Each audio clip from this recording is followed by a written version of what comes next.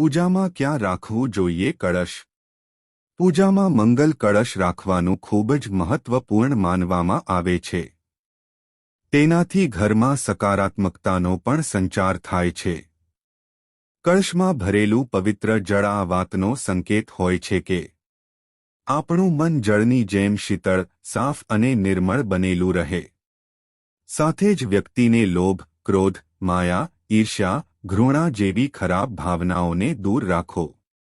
કળશ સ્થાપના કરવા માટે ઈશાન ખૂણો એટલે કે ઉત્તર પૂર્વ દિશાને સૌથી શુભ માનવામાં આવે છે.